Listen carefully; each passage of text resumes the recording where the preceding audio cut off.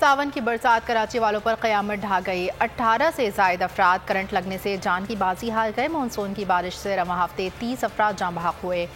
ज़्यादातर अमवात करंट लगने से हुई, ताहम करंट लगने के वाक़यात के बाद तर्जुमान के इलेक्ट्रिक ने इल्ज़ाम दूसरे इदारों पर आयद कर दिया। तर्जुमान के इलेक्ट्रिक का कहना है कि इलेक्ट्रिक की गफलत नहीं है। कराची में इंतज़ामिया की नाअहली ने रहमत को जहमत बना डाला।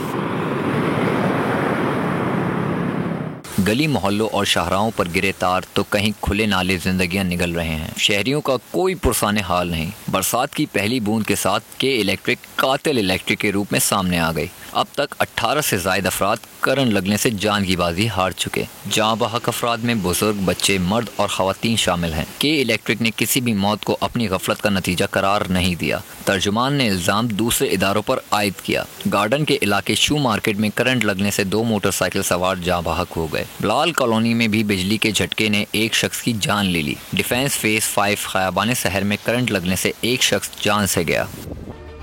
मुकम्मल वीडियो देखने के लिए लिंक पर क्लिक करें।